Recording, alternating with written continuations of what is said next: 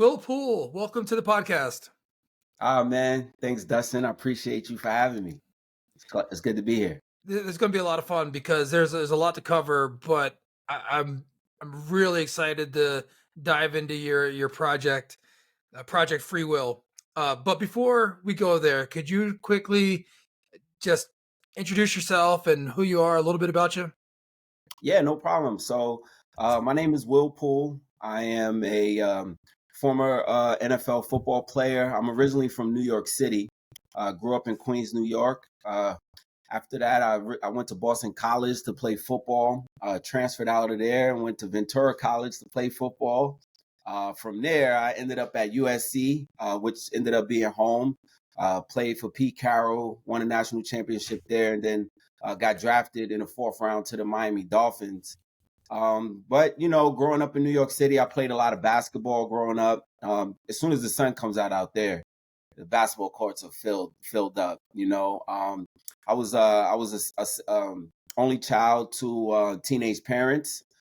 So my earlier childhood, from up until first grade, I was living in West Virginia with my grandmother. My grandmother Joanne, she was the one that put me into sports. I started off playing t-ball out there in West Virginia, and then that's a time where we were raised by the community in the early 80s. I did a lot of fishing, a lot of playing with BB guns, and then all the sports. And then one day I moved from the woods to the city. As my mom's, figured things out, got her life together. I went back to New York and ended up in Brooklyn, New York in my early years. And at a Super Bowl party right around 1988 is where the dream started. I was watching the Denver Broncos versus the Washington Redskins. And I was just sitting in front of the TV like, oh my goodness, this is crazy. I didn't have any previous connection with football at the time other than playing outside with my friends, How but old were you at this time? I was 8. Okay. Yeah. And so that was the beginning of my dream. I grew up in New York City playing all 3 sports. High school, I played all 3 sports. I knew that I wasn't going to go to college unless I played at least basketball and football. I didn't really have a lot of prerequisites for the college other than, do you guys play on TV 8 times a year? I cannot play basketball, at the time, right? That's just the way it was for me at that moment, just going into college. That's really all I cared about. I didn't care about academics. I just did the schoolwork because I know I needed to pass in order to play. And so that's, I ended up there. Fast forward, got drafted, career was over. And then the transition really started. So Okay. a Well, little bit about me. you just skipped over so much, so we're gonna dive into a couple of these things. That's all good. You set the groundwork. That's good. So, your first love sport was basketball. Yes, Who was your favorite player? Jordan, Yeah. Mike, MJ. And so when you were out playing, that was your. Do you feel like going towards football later and basketball was still your soul? Was there anything that transferred as far as your skills that transferred immediately to the football field? Oh, tons of basketball skills transferred over to football. Anticipation, catching the ball at its high point, like for rebounds. Defense, sliding your feet, fast twitch movements. So a lot of things was able to transfer over from basketball to the football field. If you look at wide receivers now, like a Stephon Diggs or those guys that, like Mike McDaniel's coach, who's the head coach of the Miami Dolphins, their wide receiver releases are actual basketball moves. They're doing crossovers, in and out crossovers. That's what they're doing. So like, Hmm. I used to tell guys all the time growing up in New York that play basketball, like, you're not going to the NBA, but if you put this helmet on, you would be a first round pick. You're a bunch of basketball rejects, the 6'2" guys that could be just amazing athletes, So basketball helps tremendously with football. So when did you start to see that was going to be the difference? That you could maybe play basketball, but football was really where you could get an immediate, or was that your sentiment at the time? Well, it's funny because growing up in New York City, a lot of my friends didn't even know I played football. I was like covertly going and playing football and was like really good, right? The best in the city. but I also was really good in basketball. I played on a nationally ranked high school team, Christ the King High School. We was ranked number 2 and 3 both my junior and senior year. I played with Riverside Church, one of the top AAU programs, and went to Paris and all kind of places to play basketball. And so, growing up, football was always, my number one sport, but I didn't have anything to like hang a hat on, meaning I didn't have anybody to like compare myself with in New York City with football. Where at basketball, I was playing against guys that was going to the NBA. Mhm. And so I had something to compare myself to, but football's always been my number one sport for the simple fact that I figured out like, oh, I could run into people full speed and not get in trouble. I had a lot of aggression as a young child, and so yeah, football was always my number one thing. It wasn't a question about it, and I wasn't even playing football up until I was 12 years old, organized. But for some innate reason, the vision that God gave me, I just knew I was going to go to the NFL. Well, I want to talk about your transition when you went to college and what that was like. But before we do that, you mentioned that academics was not something that interested you at all, right?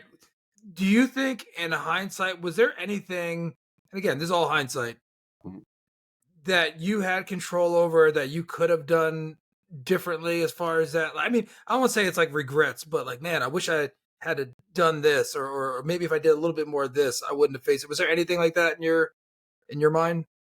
I mean, yeah, definitely have some type of thoughts. Like maybe if I would have looked more into the finance world, I think about that stuff periodically. But at the time, growing up in New York City and growing up in the environment I grew up in, those weren't the things that I was looking at. Right, I was looking Mm. at Bo Jackson, I was looking at Deion Sanders, I was looking at Michael Jordan. I was just looking at Jerry Rice, all these great athletes, and all I could think of was playing sports. So it's like, okay, what's the role there? You go to high school, college, and then you go to the pros.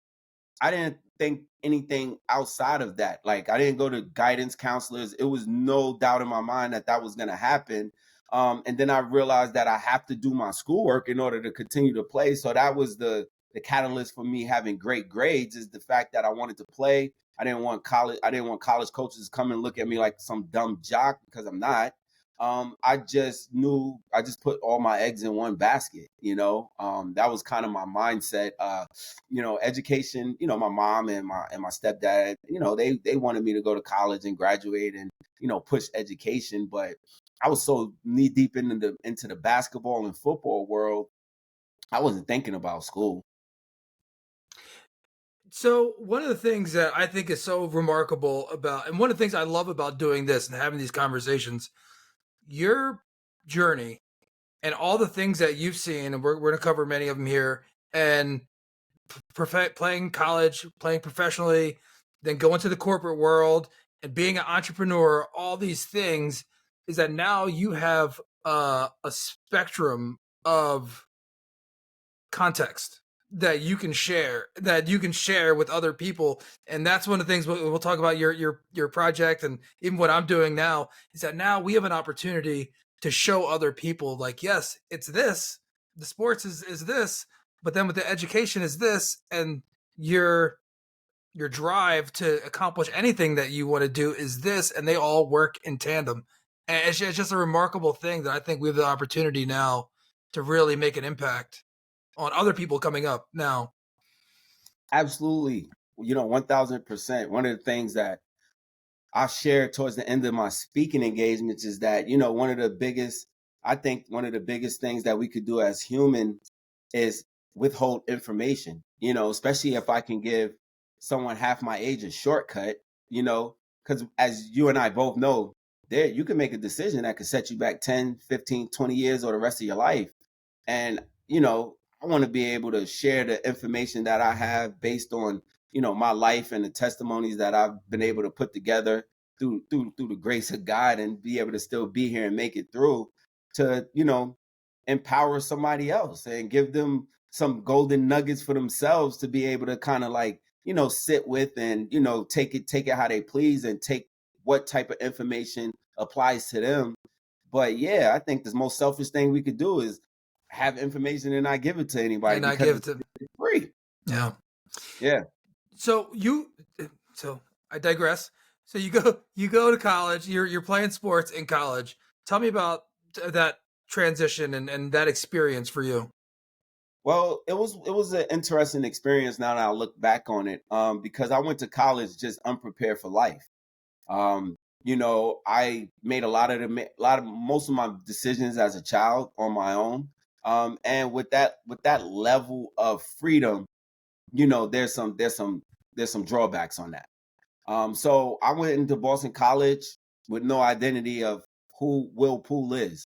Yeah, I was good on the football field, played in my redshirt freshman year, got draft status, but I was gonna eventually crash out because of my impulsivity, because of my lack there of understanding of who I am, and eventually I got dismissed from the school for stealing.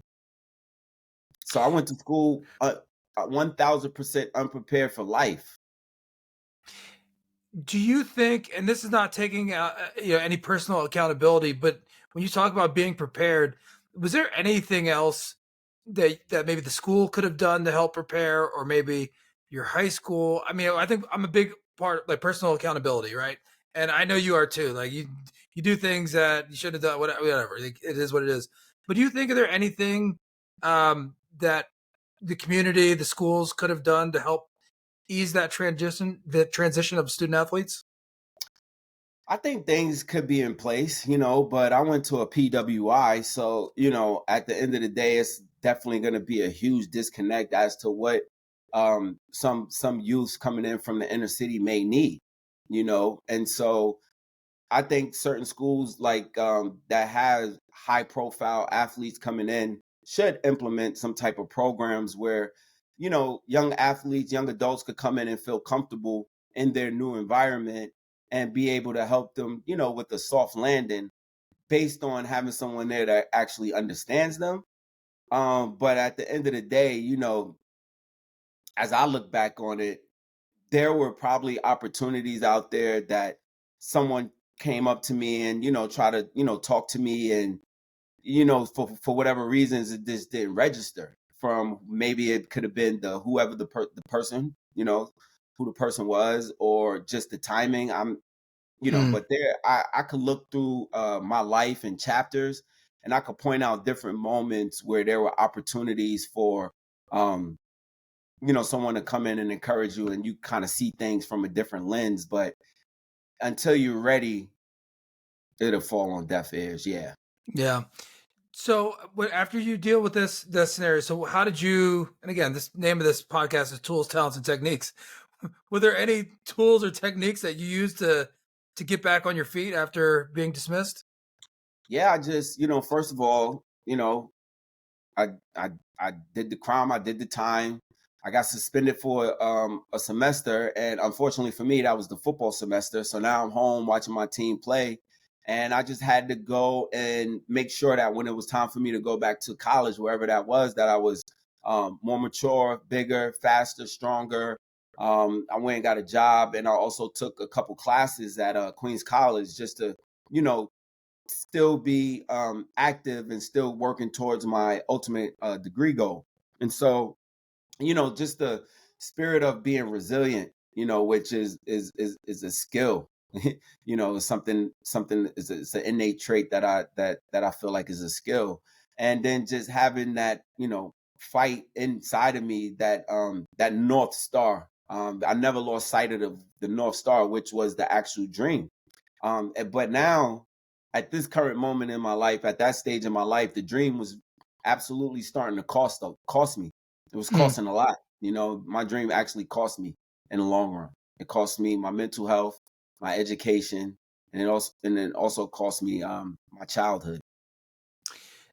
So when you at this stage, when you're talking about the dream, can you elaborate on where the next steps were you, and how you saw the vision and the steps that you took to get there?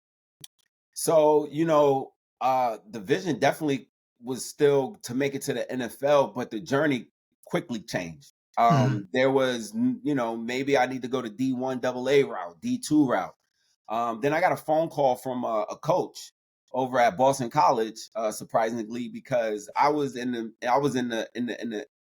ready to go on a legal battle. Like, hey, look, I need to play football.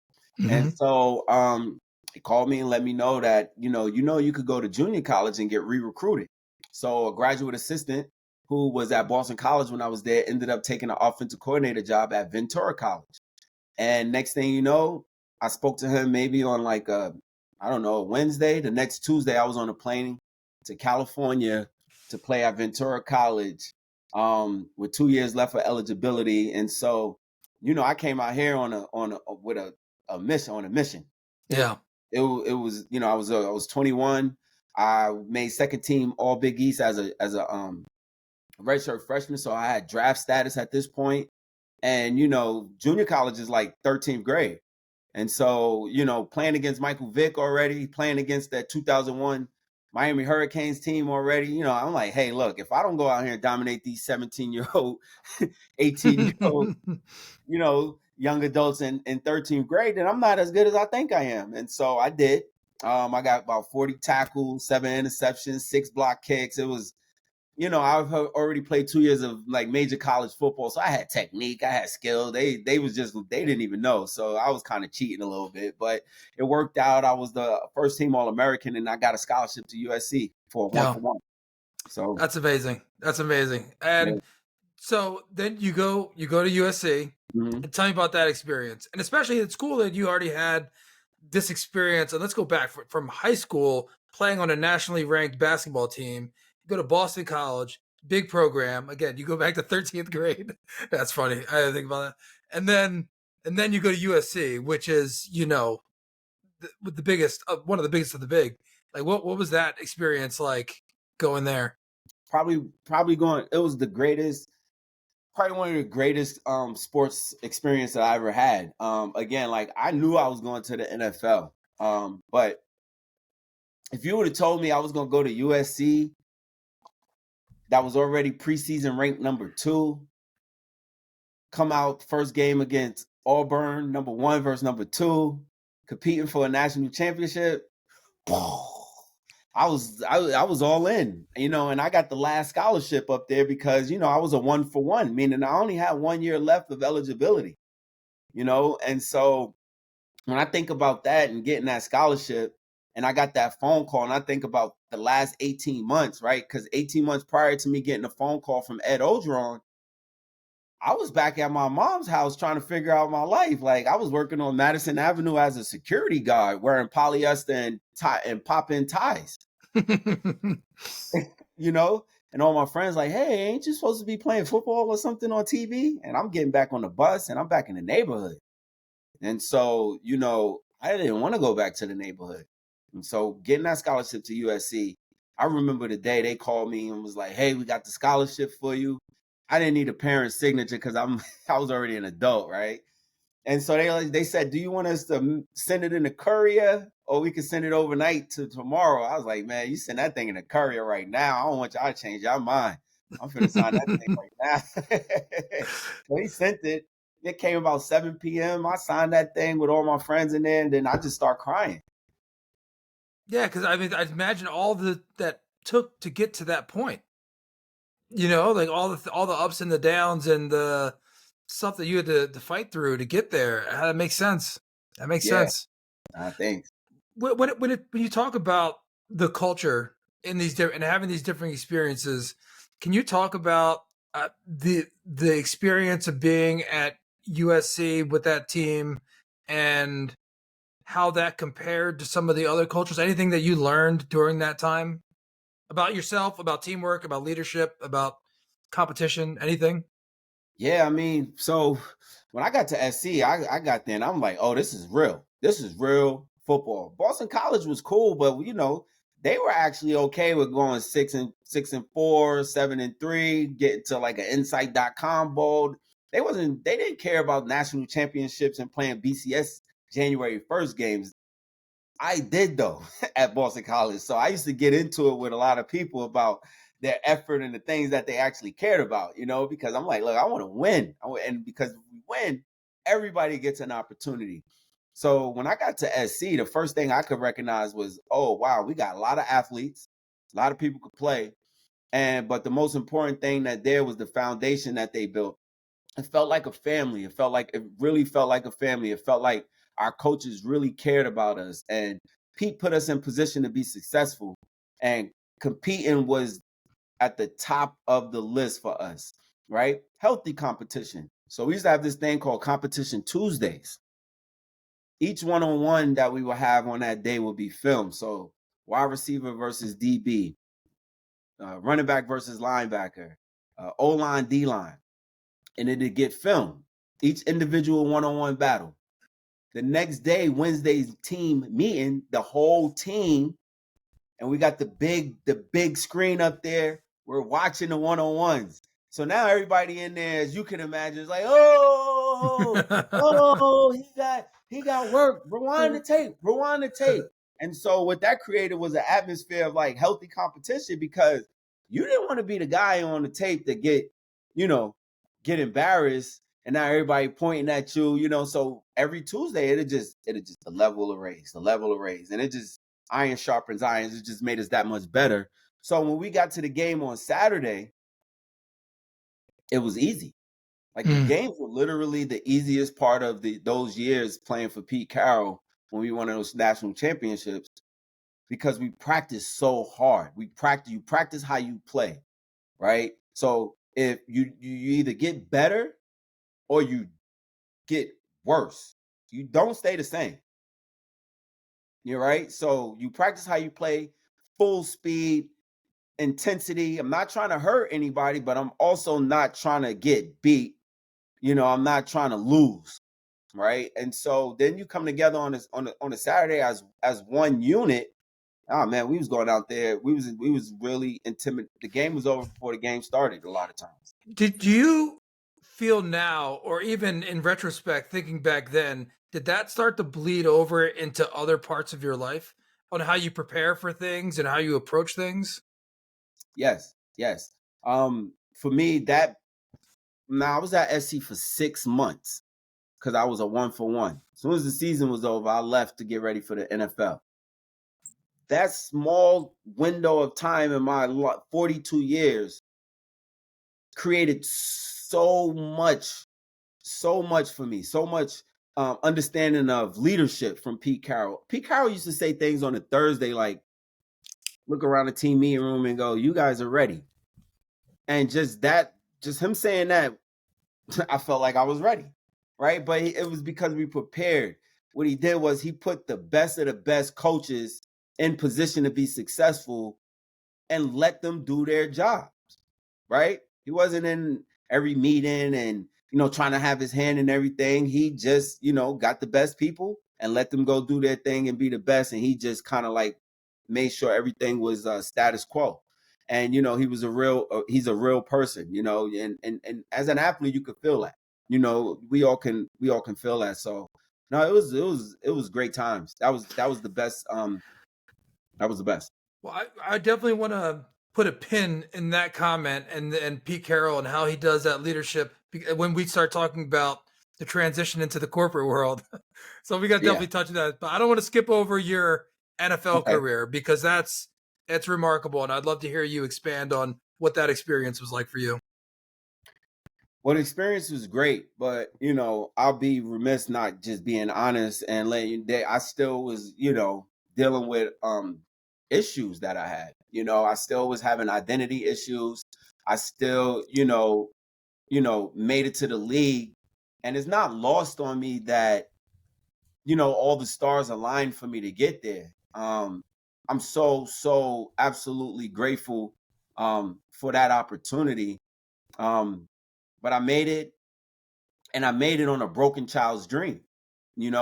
I got to the league. I played my rookie year. I left a lot of plays on the field. I started really becoming a little bit more impulsive. Now I'm making money. And I remember I had the rookie starter pack, the Escalade on 24s, the 40-inch chain with the watch and everything that comes along with it. Called the rookie starter pack. Yeah, the NFL rookie starter pack. And I remember walking down the street one day on like South Beach, and I kind of looked at myself in the reflection, and I was just in awe, just shocked at what I saw.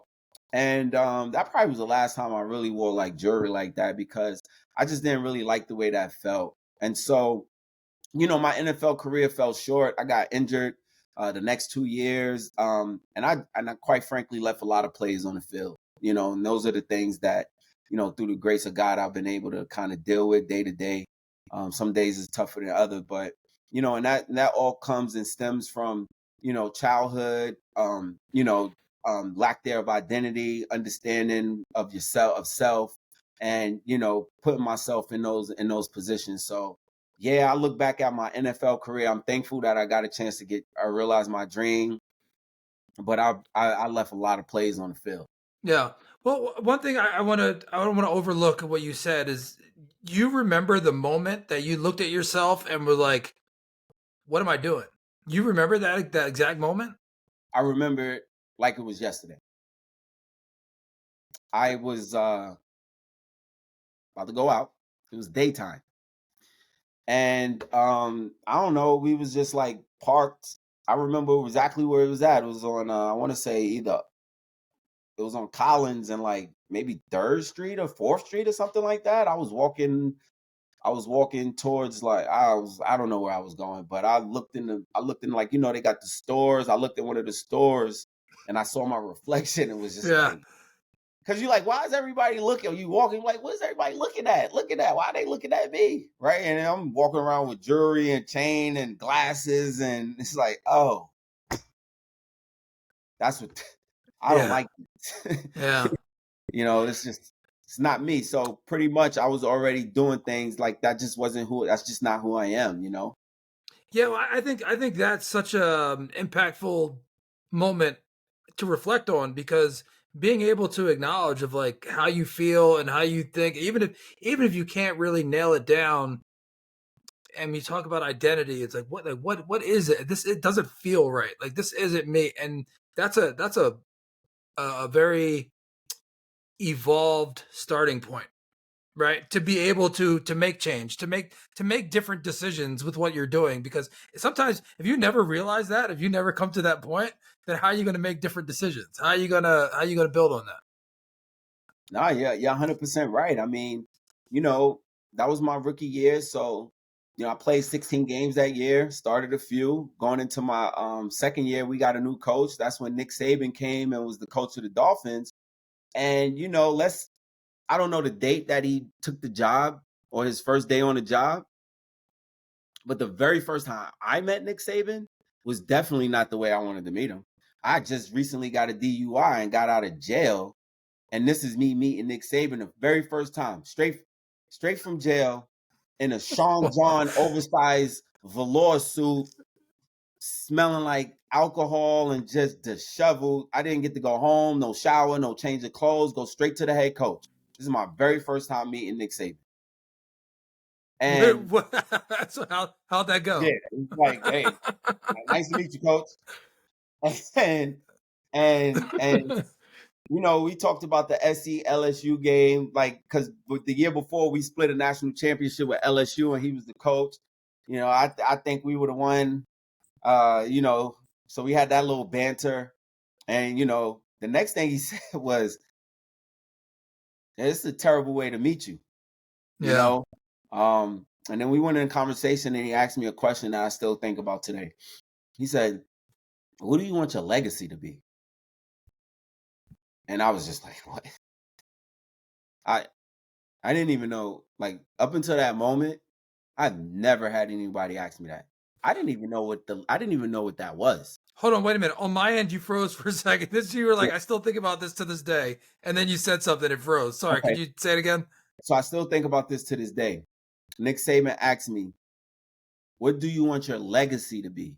Hmm. And at that moment, I've never had anyone ever ask me that. I didn't know what that I didn't know. I didn't know what that meant. Like, I know what legacy is, but I didn't know what it meant in that context. Hmm. And so, that kind of just had me stuck, for a second. And eventually the meeting was over and I had to go do the things I needed to do for the courts and et cetera. But he took a liking to me. At the moment, I just like kind of like shifted gears and just start diving into football. And I was playing good football going into my second year. Um, just games start slowing down.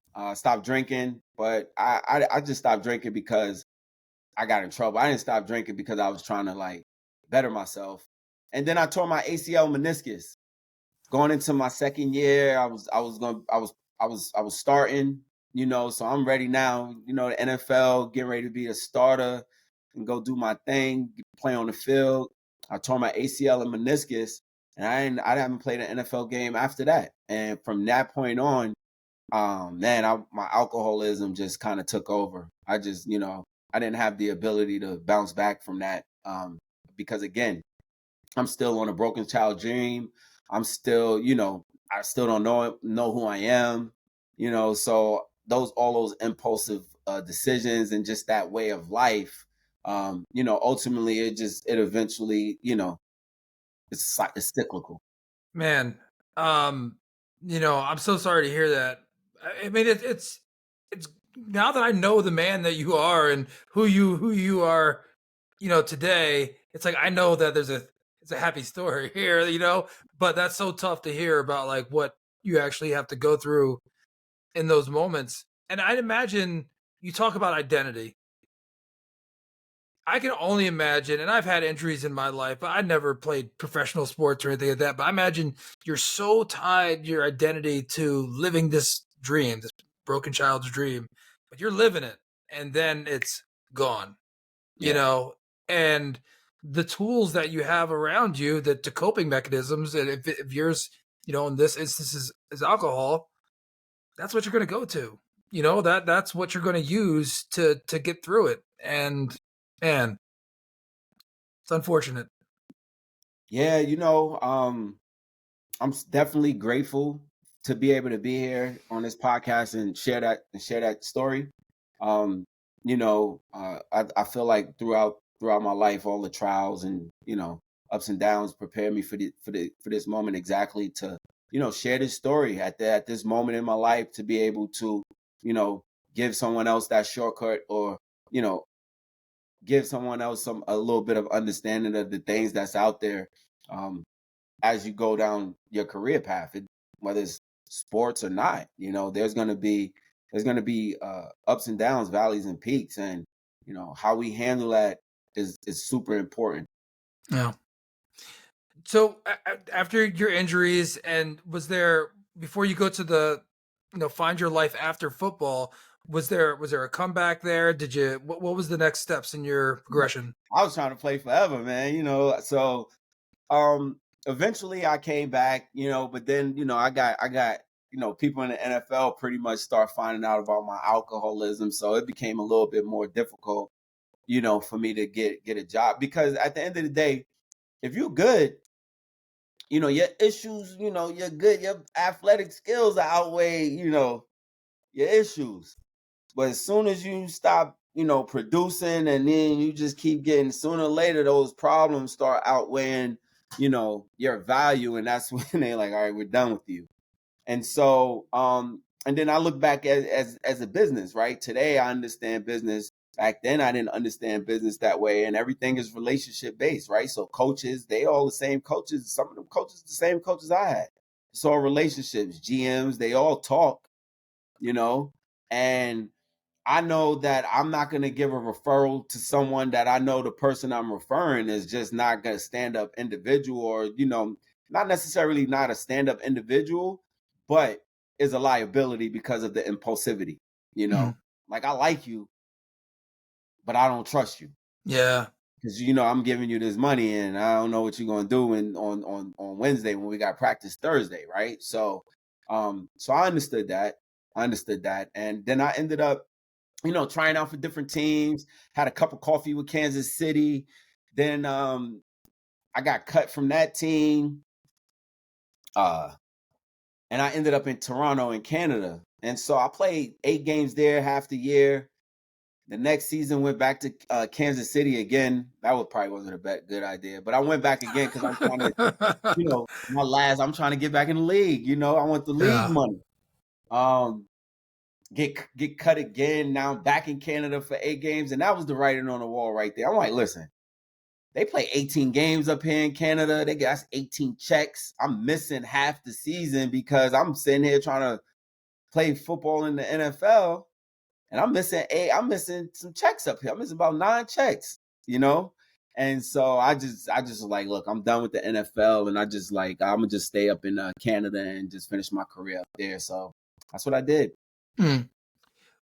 When it was eventually time for you to bow out, when you're done, what was that transition like? How long before you were finished were you thinking about the transition out and what you were going to do next?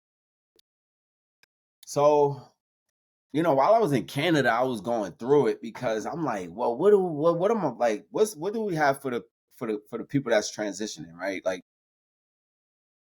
and so I retired, and there's no soft landing after retiring from professional sports, right? There's no soft landing. is there's no initial descent, like, hey, it's initial descent. You're free to walk around cabin. You use a bathroom. It's your chance. And then you get another message saying, all right, fasten the seatbelts. We getting ready to touch down. When it's over, it's over. It's like a cliff. Mhm. You're done, right? And trying to figure out what's next after that, especially not having an identity going into it, was probably some of the most difficult times that I've had. Not to mention, I didn't have a degree. And so, trying to enter into life as at 30, at 30, 31, 30, 30 years old, 31 years old, with no college degree and just no actual work experience, that's you're looking at hourly wages, $15 an hour, $18 an hour. This is not a career. So naturally, it's like, all right, well, I'll train or I'll coach or, I'll do something in the field that I know. But I never really wanted to do that because I didn't want to be no coach. Next thing you know, I'm in some other state every other year. I'm traveling, and it's just not the life that I wanted. Growing up in New York City, I always had a infinity for business. I wanted to, be a businessman. There's a lot of things I wanted to do, but I didn't know how to get there. So that's when I really dove into my substance abuse a lot more during those periods of from my retirement until I went back to school. And it got bad to the point where my family thought that they were going to receive a call and it was going to be someone calling saying something happened to me. And when I heard the news of that, I like just laid out on the floor and started crying for like 3 hours. Uncontrollably, I could not stop crying. That was May 15th, 2014. I went to an AA meeting May 15th that was. I went to an AA meeting on May 16th, 2014, and that was the last day I had a drink. I just did a 90 for 90, just going to meetings every day for 90 days. And then 6 months later, I'm on a plane back to LA because I'm going back to USC to finish up my degree. 6 months sober, so scared of everything right now because now I'm feeling all the feelings that I felt that I used to like kind of drink on. And not to mention, I had a DUI here just sitting here waiting, just waiting for me. In 2007, I got a DUI. I went to Canada, and I had a warrant when I got back in 2015. So I had a lot of cleaning up to do when I got back to LA, and I was able to do that, take care of that DUI. It got reduced to a reckless driving based on just where I was at in my life at that moment when I did that. I had about 6 or 9 months sober. Had the chip that I was bringing in to the court, like, hey, I got the 24 hour, I got the 3 month. I'm going to meet tonight. And so, I did that, and then I went back to school. Wanted to challenge myself, be radically open-minded, and study political science at SC. And then I just started diving into just inwardly becoming the person that God ultimately intended me to be from birth. And so I'm still on that journey of that work, because again, once I got sober, now I'm left to deal with all the pain, all the torment, all the everything that was inside of me that was leading me down these pathways of destruction. Now I got to deal with it. Now I got to look at it. I got to deal with it internally. And man, that was tough. It's tough. It's tough to, look at yourself and see, oh wow, you're pretty selfish. Oh wow, that was wrong. You see all the things that you've done over the years, and it leaves a distaste. So, through the inward work, I was just able to, get on the other side of that. You mentioned AA. Were there any other resources that you went to that you found were helpful, whether they be organizations or or otherwise, people, groups, anything else that has really helped you through the Absolutely. times? So at the time, I was, again, remember I told you I was coaching football. So I was doing this football camp called Football University, right? A buddy of mine's named Sam Madison, who's now the defensive back coach for the Miami Dolphins. He was like, "Hey man, I got this camp. They're gonna pay you like $600-700. It's a weekend thing. They put you in a hotel Friday, Saturday, Sunday. It'll be cool. All you're doing is, teaching the kids how to play football. They got middle school kids, high school kids, you doing one-on-ones, watching film." I'm like, what? They're going to give me $700 and I get a hotel for the weekend? Yes. Sign me up. I'm retired. I didn't have anything to do with my life at the time. I was trying to figure life out. And then I got to this camp and I'm like, man, how much these kids pay? They're like about $500. I'm like, how many kids here? It's like about 300. I'm like, how many camps do you guys go to? We got about 40 this year. I'm like, how can I be down? Yeah. Right. And so I got an opportunity to be on a travel circuit with this football university camp. I was going to about 15 states a year, going to these different places and putting on football camps. It was great. And a guy by the name of Kwame Lassiter, rest in peace, he passed away a few years back. One camp I was at, he looked at me and was like, "What are you doing with your life?" I was like, "What? Have you ever heard of the NFL Trust?" And I'm like, "Nah, what's that?" I'm like, every time I call an NFL PA, I feel like I'm calling the DMV. It's hard to get in touch with somebody to get some services. Like, they not dealing with you unless you painting man into somebody like that. So the NFL Trust came. It was an organization that was affiliated with the NFL for services, just like what we're talking about. So one of the services that they had was, I can help you go back to school. So I Hmm. left USC in bad academic standings because I just went to school to play football.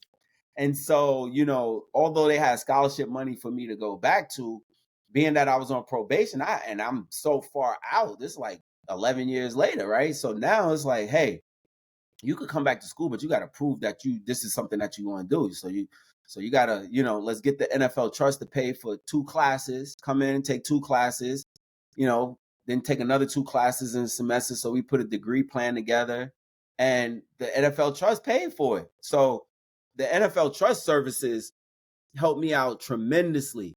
Therapy, psychiatric, player care foundation when I needed help while I was in school with my bills. I mean, they're everything. So the NFL Trust, everything for me. And they about to have their 10-year anniversary. I joined them about 10 years ago. I was probably like the 3rd or 4th person involved with the NFL Trust. And thank you to Kwame Lassiter. May he rest in peace, because I don't know what would have happened if he didn't say that, you know? It's amazing how serendipitous that can be. Like, some just randomly somebody says something on a day that he could have easily talked about something else, but the fact that he said that and led you to there, and you saying that that's been everything, it's remarkable. That's Yeah, remarkable. and literally, because when you stop playing football, when you're playing sports, I can look to my sideline and I have a coach. I have a coach giving me directions. Everything in my life was, all right, 8 o'clock be here, 8:30 here, 9 o'clock. It was figured out for me already. And you have a team, accountability, you have everything with the team. We're all trying to win. We hold each other accountable, etc. But once it's over, who's your coach? Who's your team? I would say everyone that's in a transition from sports, you need three things. You need a coach, you need a team, and you need somebody that's there for you that does not have any skin in the game, right? Because while we're playing, you got parents, they got skin in the game. You got Mhm. girlfriend, they got skin in the game. Like some of the people that you have around you, there's some added value um to being associated with you, Yeah. right? Not saying that that's what they're looking for, like, oh, since I'm here, you got to do this. That's not necessarily the case, but there's like an emotional attachment to that. Like you feel that, as opposed to when somebody like, oh no, I just want to see you do good, Yeah. you know? That's what one of the things, and just to allude to the with the Black Commercial Real Estate Network, one of the things that I find the most I find the most joy in is being able to help somebody where it really doesn't, like, I don't even realize how much I've learned over the years until somebody asks me a question about something. I'm like, oh yeah, just this and that. And it's not a big deal to me to share that, but to them it could mean the world.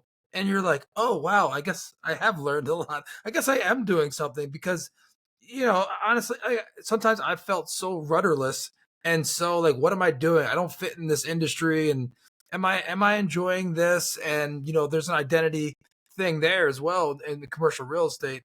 So Yeah.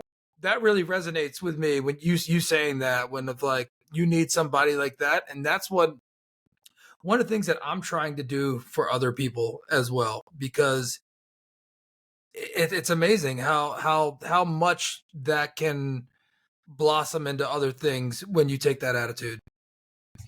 Yeah, I mean, it's been huge for my journey. And Yeah. again, I'm still on this journey, right? I still, I go to the beach, I meditate, I try to, read, I try to work out every day. I try to add on new things for myself to, keep my mental health as far as that being the number one priority for me, because jumping in, corporate America and as in commercial real estate as a black man is extremely challenging.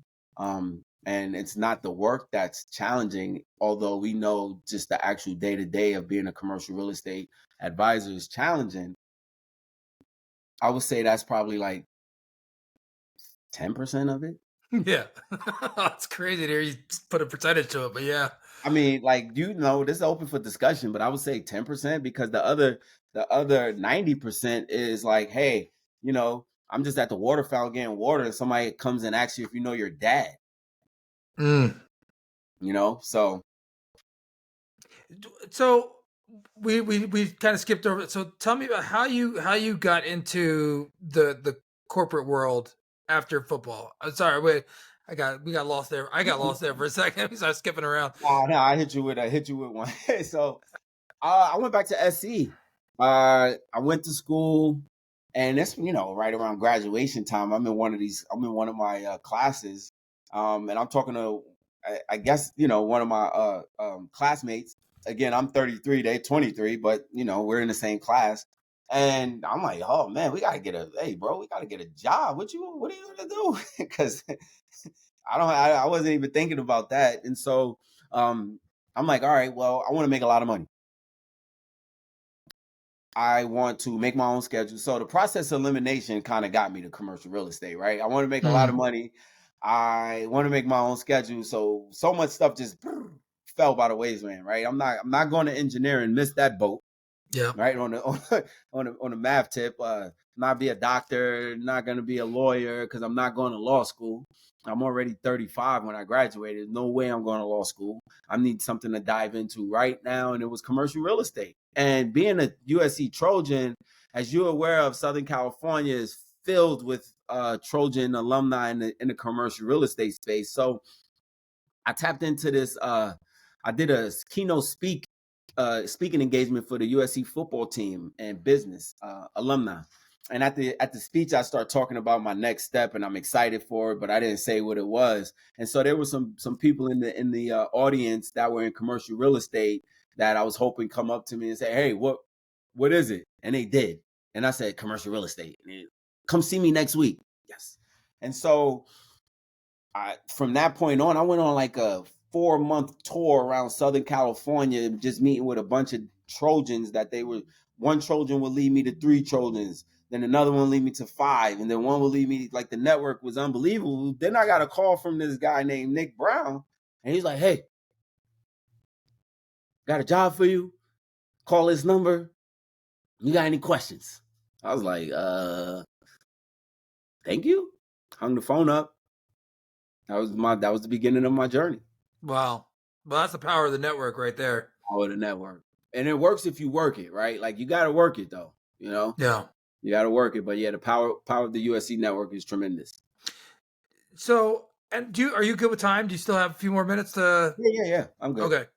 So one of the things I want to talk about your experience in commercial real estate, but I don't. I really want to make sure that we talk about Project Free Will. Absolutely. So, like, you can spend as much time in your experience in commercial real estate as you want, but I want to make sure we get to Project Free Will, because to me that is the shining light of like how you're really going to break through to the next level of your personhood, your existence. Yeah. That's the way I see it. But yeah, go, please share.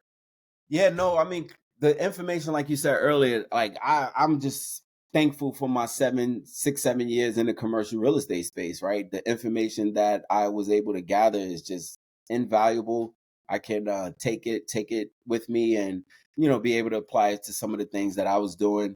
My experience. There were a lot of good people that I met. There was a lot of good business that was done. Unfortunately for me, in my first space, I experienced some traumatic racial experiences that you know led me down a path of just darkness. I was sad. I would have to do so many things just to get gear myself up to go to work. Um, you know, I would sleep most of the weekends, just trying to just, you know, re-energize myself to go back into the office. And I didn't know if I was going to be walking in on a landmine, by just, again, walking to your desk. Somebody could say something that's just completely out of bounds. And I look around, I'm the only guy in there that's black. And so I don't know what to do. I didn't know what to do. I didn't have the confidence in myself to, set boundaries, because I'm like, this is how I make money. I'm the only black guy. I don't want to be labeled as the angry black man. Like, it was crazy. And then I had to start going to therapy to be able to, like, I was initially going to therapy to deal with my my life, my previous stuff that I was dealing with. But next thing you know, I'm talking about work most of the time, and just trying to, find different coping mechanisms to go in there and just be able to successfully do my job. But it was one of the most traumatic experiences I've ever been in. Because it was so subtle. Hmm. Like, you can't see that. Like, that's not something you can see. Oh, chocolate covered razor blades. Like Yeah. like it's just like, but also one of the things that's so wild about that experience, and you saying that's the most traumatic of all the things that you went through, the DUI, the injuries, all those things, and now you're at a point where you're in an office, and I mean, I'd imagine that some people find it hard, like, really, like, and then people are making comments. It's like, yeah, yeah, it's traumatic. It's traumatic, and there's no way around that. And I mean, I can remember the day when I realized, like, oh, damn, y'all laughing at me. yeah. Right, because I'm from the inner city. I know I could read. I could read the room. But yeah, I'm just thankful that I had the experience to be able to, again, internalize it and share it with the next generation that wants to get into the space, because commercial real estate as a whole is a great opportunity. It's a great opportunity to change the dynamics of your family's life. And I'm, at my age, I wasn't willing to sit around for the next 15, 20 years and look up and be like, I was in a situation where um I was losing my soul, a piece of my soul every day. I'm so happy that you're being candid about and talking about this because this is one of the big reasons why I started the Black Commercial Real Estate Network is because there's this experience that you have, and I've been in the industry almost 20 years, and that subtlety that you talking about, and it's there, and it doesn't feel right, and you're just like, how who do I talk to about this? Like, there's no one around here that looks like me that I could talk to about this. And that I feel like that's been so powerful for so many people to be like, okay, not only are my feelings valid, but they're shared by other people. I'm not alone. I'm not alone through this. So, I mean, that's one of the best blessings to all of this is being able to connect and being able to share these deeper feelings with people and give us the power to give us that authority. Because like you said, you're like, I didn't have the confidence to say anything or to really respond in a way that I wanted to. But because now you're able to talk about it and really be open about it, not only does it give you the confidence to say, like, hey, no, this is how I feel and this is what I'm going to do about it, but all those other things in your life that you're like, and you know what else? Watch this. I'm going to go Yeah. do this too. Right. Like that confidence yields and begets other confidence and other things. And it just continues to compound going forward. Yeah. Yeah, no, no, you're 100% right. I think everything that led me into this commercial real estate space gave me the resiliency and the foundation to be able to withstand it. But I wouldn't wish that on anyone. I wouldn't wish going in that type of hostile racial environment for anyone. It's just it's not good for the soul. Mhm. It'll crush you and it could potentially kill you. One of the things that I think that you're most of the people that in my career that I've managed real estate for them because a lot of what I've done is third party management, and I've realized a couple of years ago that most of the people that I'm managing real estate for did not make their wealth in real estate. Like they made it somewhere else and then they bought real estate and they were able to grow, they were Yeah, hold it and grow. And so now I'm like, huh, okay. So maybe I gotta leave, go get wealth somewhere else and then come back. And so now because of the tool, and granted, like you shouldn't have to deal with the things that you did, but now you're going on to something else and you're able to make a huge impact. But now guess what? What when you're there, when you're doing that, now you're gonna be able to come back and be the owner of all the real estate and know what you're talking about. Not just be a passive owner. You're gonna be able to like, no, no, no, these cap rates are wrong. Like yeah. this reimbursable expense is it's in the wrong column here. So Yeah. that's something powerful in that and what you're doing. Again, like I'm thankful for the knowledge that I was able to get. It's invaluable, and you're right on the right track. Now it's like, well, why am I going to continue to do it that way? I might as well go make some money and do it for myself. Hmm. Um, that's the beautiful thing about real estate. Commercial is it's more than one way to go about it. Yeah. And that's the beautiful thing about this world we live in, especially in this new information, this technology, this social world. Like there's so many ways that before in the past there was gatekeepers to prevent you from doing things like what we're doing right now. Now we don't need. We just need a camera and a good idea and the opportunity. And Yeah. boom, you're on. And so that makes me feel good, by launching this passion project called Project Free Will, PFW.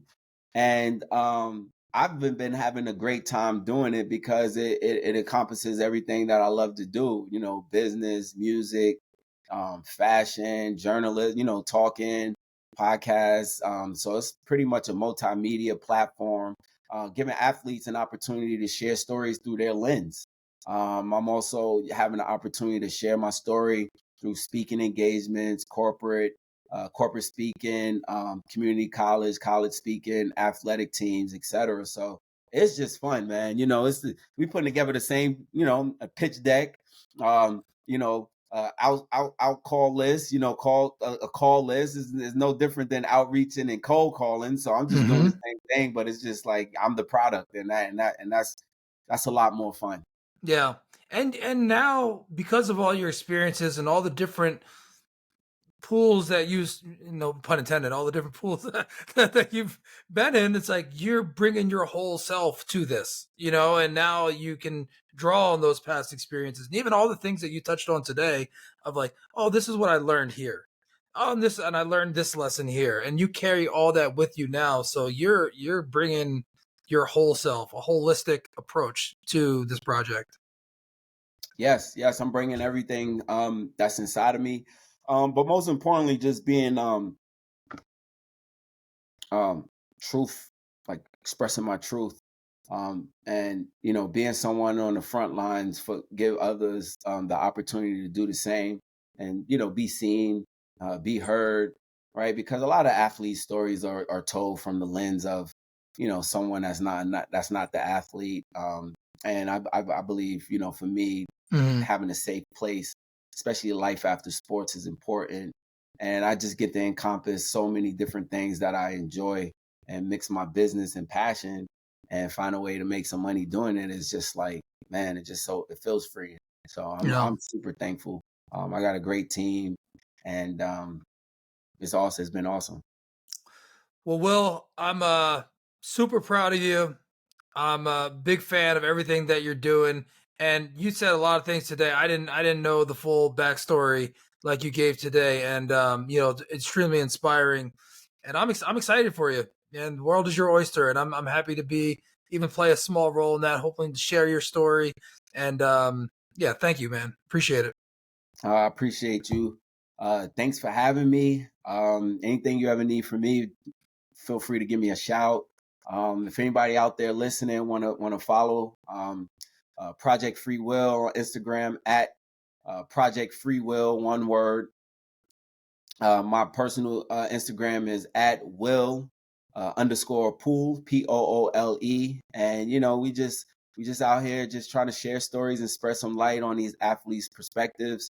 I'll be doing a lot of uh, interviews and just some cool stuff to come. Some cool Yeah. stuff to.